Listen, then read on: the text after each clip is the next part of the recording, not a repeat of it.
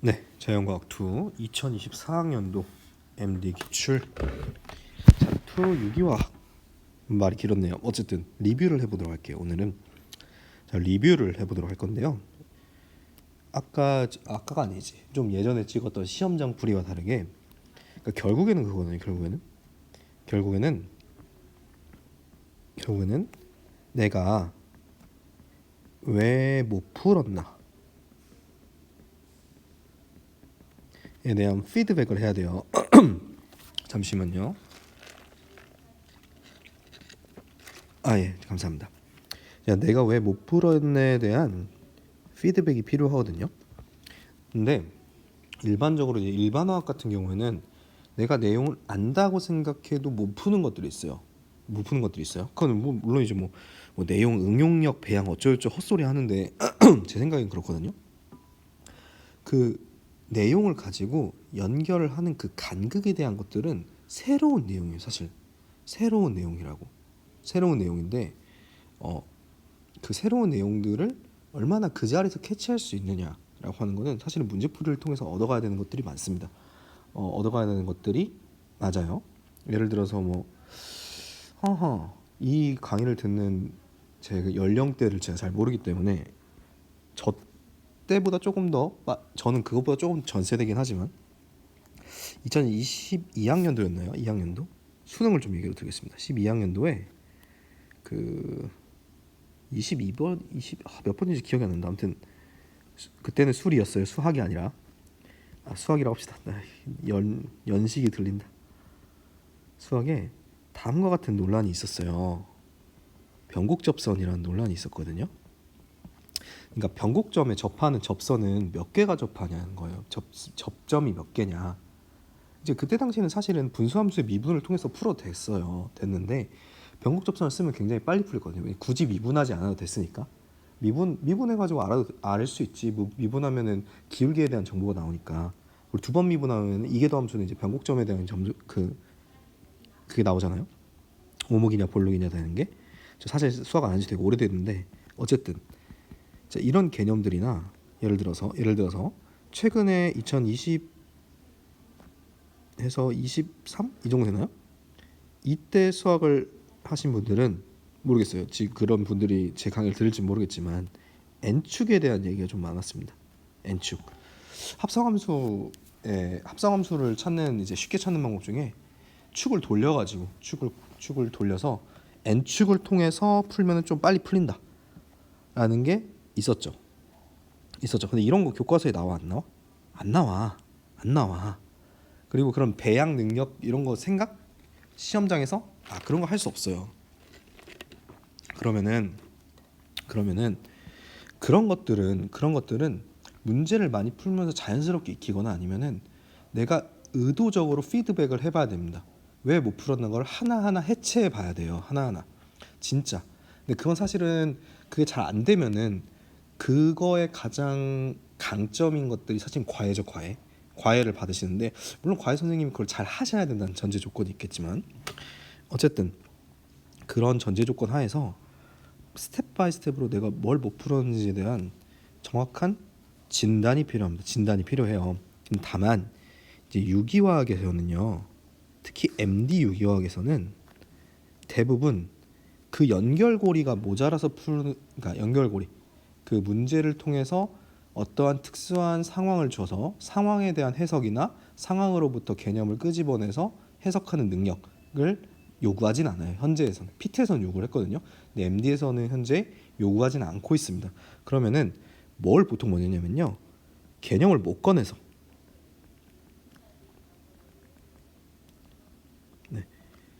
기본적인 개념과 기본적인 문풀 방법을 그 자리에서 못 꺼냈기 때문에 틀리는 경우가 많아요.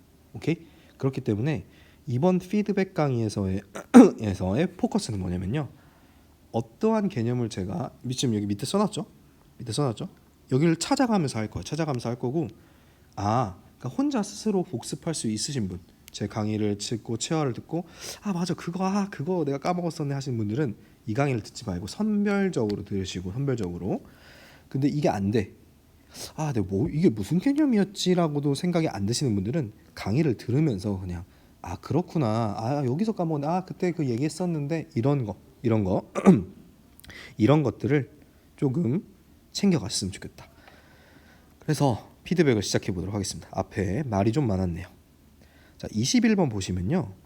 21번은 이론 82, 83페이지에 방향족성의 조건에 대해서 우리가 배운 적이 있어요. 방향족성의 조건. 그러니까 뭐가 방향족이냐요. 도대체 뭐가 방향족이냐 했을 때 우리가 여기서 지금 제가 여기서 추가로 제가 개념 설명을 안 하는 이유는요. 안 하는 이유는 파편화 될까 봐요.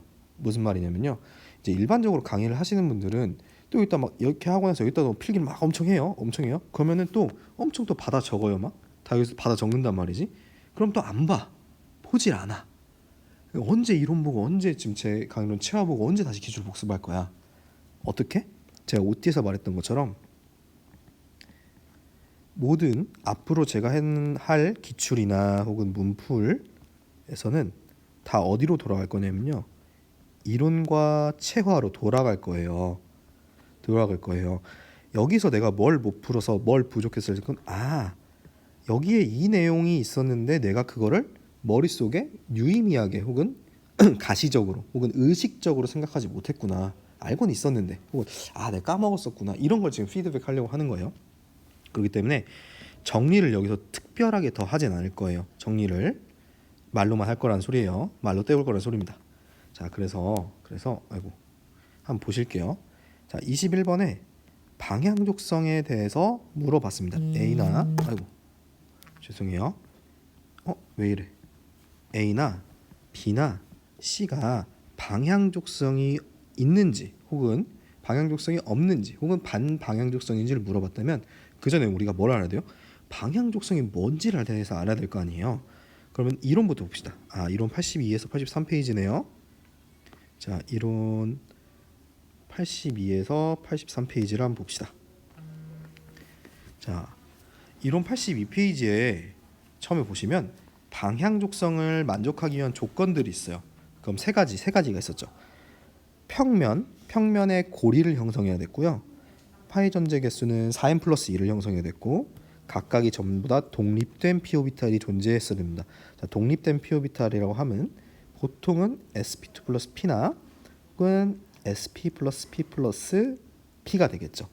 자, 이런 경우 sp2 플러스 p 같은 경우에는 sp2가 다음과 같이 평면 삼각형을 형성하고 있잖아요. 거기에 뭐가 이렇게 위에 있어요? p 오비탈이 이렇게 있겠죠. 자, 그럼 이 경우는 자, 이중결합. 이게 지금 제가 아이패드를 한번 닦았더니 조금 필기하기가 좀 힘드네요. 이중결합이 있을 수가 있겠고요. 라디칼도 있을 수 있겠죠. 탄소 양이온도 해당됩니다. 자, 라디칼은 p 오비탈의 호전자 1개, 탄소 양이온은 비어있는 p 오비탈. 이중결합은 p 오비탈의 전자를 이중결합 형태로 공유하고 있었죠. 옆에 탄소와. 그리고 또 뭐가 있을까요? 삼중결합도 있겠죠. 삼중결합도 있고. 그리고 나서는 비공유 전자쌍으로도 존재할 수 있겠죠. 비공유 전자쌍으로도 존재할 수 있을 겁니다. 이 비공유 전자쌍은 N이나 5는 안 되겠죠. 5는 뭐 일반적으로 비공유 전자쌍을 2개 갖고 있으니까. 근데 이제 뭐 H가 붙어 있다거나 그런 상황에서는 가능할 수가 있겠죠. NP 같은 게 있을 수 있겠습니다. 뭐 OS도 불가능한 건 아니에요. 불가능한 건 아닌데 어쨌든 그럴 수 있을 겁니다. 뭐 OS 괜찮죠? 사실은 뭐 할로젠들도 전부 다 괜찮을 거고요. 어쨌든 이런 거는 뭐 비공유 전자쌍 그때그때 파악하는 게 좋겠습니다. 어쨌든 자, 방향족성을 만족하기 위한 조건을 받고 우리가 이론 강의에서 고리가 형성되지 않는 경우들을 봤고 그 다음에 평면이 아닌 경우를 봤어요. 예를 들어서 다음과 같이 사이클로 옥타테트라인 혹은 8아뉸렌, 8아뉸렌 같은 경우에는 일반적으로 4n의 반방향족성을 만족을 하는데 뭐가 문제다? 고리가 평면이 아니다. 왜냐하면 반방향족성은 일반적인 것보다 불안정하니까 회피하려고 한다. 첫 번째 예시였고요. 두 번째가 사실은 이제 여기선 두 번째 예시였죠. 어쨌든 그 다음에 텐 아뉸렌을 보시면 다음과 같이 수소가 하나는 위로 가 있고 하나는 아래로 가 있어서 입체 장애가 형성돼 있어서 어떻게 다음과 같이 어떻게 된다? 평면을 형성하지 않는다. 4n 플러스 2를 만족함에도 불구하고 평면을 형성하지 않는다. 뭐다? 방향족성을 만족하지 않는다라는 얘기를 했었죠. 파이 전자 4n 플러스 2 만족하는 건 해봤으니까 같이 보도록 하고, 그 다음에 독립된 p 오비탈에서 다음과 같은 예시들을 들었습니다. 그래서 한번 복습을 해주시고 다시 그 다음에 이론을 봤어요. 이론을 다음과 같이 봤고, 이론을 한번 보고 다시 한번 풀어볼까요? 자, 우리가 방향족성에서는 아까 뭐라고 했어요? 평면고리 4n 플러스 2, 그 다음에 독립된 p 오비탈이라고 했어요. 이게 방향족성이었고요. 그 다음에 반방향족성은 평면, 당연히 고리, 좀 유식하게는 패곡선을 그린다라고 표현을 하더라고요. 좀 고급적인 교과서를 보시면 4n 독립된 p 오비탈. 둘 다 요것만 차이가 있네요. 나머지는 이 둘이 아닌 경우는 비방향족성, 넌 아로매틱이 되겠죠. 자, 그럼 A를 한번 봅시다. A는 고리가 평면으로 보이네요. 사각고리는 평면으로 보이고 이중결합이 이렇게 있으니까 평면에 있는 것처럼 보여요. 평면 고리는 맞네요. 그 다음에 파이결합은 뭐예요? 파이결합의 전자, 정확히는 파이전자의 개수죠. 파이전자의 개수는 하나, 둘, 셋, 넷, 네 개네요. 네 개. 그 다음에 독립된 p 오비탈이 이중결합이 각각 존재하죠. 얘는 반방향족성이구나. 포아뉸렌이구나. 괜찮죠? 근데 이론에서 다 했던 거야. 이 구조는 했던 거야. 이론에서 했던 구조들은 그래도 한 번은 머릿속에 의식적으로 알고 있어요. 포아뉸렌이네? 반이네? 안티네? 바로 넘어갈 수 있었으면 좋겠어요. B는 벤젠은 하도 많이 했던 거죠. 자, 4n 플러스 2인 6개의 파이 전자를 갖고 있고 각각이 독립된 p 오비탈 갖고 있죠. 이중결합 전체니까 평면 고리를 형성한다. 그래서 얘는 뭐다? 방향족성이구나. 얘는 반방향족성이고요. 그다음 C 같은 경우는 하나, 둘, 셋, 넷, 다섯에서 일곱, 여덟 개 전자인 4n 전자의 독립된 p 오비탈을 가지고 있는데 뭐가 문제야? 아까 제가 얘는 예외라고 했죠. 자, 왜? 반방향족성은 피할 수 있으면 피해라. 다시 피할 수 있으면 피해라. 이렇게 놓으면 나중에 PP 뭐라고 한 거야? 피할 수 있으면 피한다. 왜? 불안정하니까 피한다. 팔각고리 같은 경우에는 피할 수 있었죠. 그래서 평면 구조가 되지 않았고, 그래서 사실은 비방향족성이었다 라는 것까지 배웠어요. 그러면은 문제상에서 A는 방향족이 아니라 반방향족이죠. 반방향족. 그래서 불안정해가지고 DSL더로 자가 축합된다고 했어요. 그다음에 B는 벤젠이고, 벤젠의 다음과 같은 6개의 파이 전자가 사실은 빙글빙글 돌면서 컨주게이션 되어 있기 때문에 탄소 결합 길이는 모두 같습니다. 여기 있는 구조는 실제 구조가 아니라 루이스 구조였죠. 루이스 구조는 공명 혼성체의 구조 중에 하나만을 표현할 수 있었어요. C는 아까 피할 수 있으면 피한다. 평면을 피하려고 한다. 평면이 아니라 다음과 같이 의자형이 아니라 뭐라고 해야 될까요?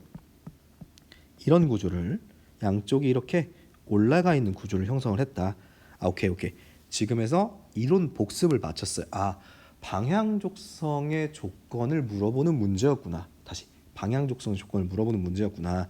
방향족성은 평면고리 4n 플러스 2 독립된 p 오비탈. 반방향족성은 평면고리 독립된 p 오비탈의 파이 전자 개수만 4n으로 달랐다. 근데 비방향족성은 피할 수 있으면 피한다. 대표적인 게 평면을 어떻게든 벗어나려고 해서 어떻게 됐다? 8 아뉼렌 같이 여기와 같은 사이클로 옥타 테트라 n처럼 어떻게 피할 수 있으면 피했다까지 봤습니다.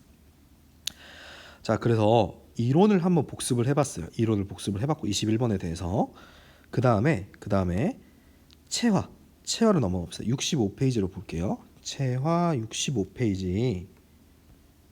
지금 여기는 비어 있는데 자, 다음과 같은 문제를 우리가 연습해봤어요. 체화를 안 들으신 분은 연습해보시겠죠? 자, 다음을 방향족, 반방향족, 비방향족으로 분리하는 거는 아까랑 똑같은 문제죠. 아까는 객관식, 이거는 그냥 주관식. 자, 그래서 여기 있는 문제들을 다시 한번 복습해 보시는 겁니다. 아까랑 똑같은 기준을 적용해서 복습을 해보시는 거예요. 뭐 여기는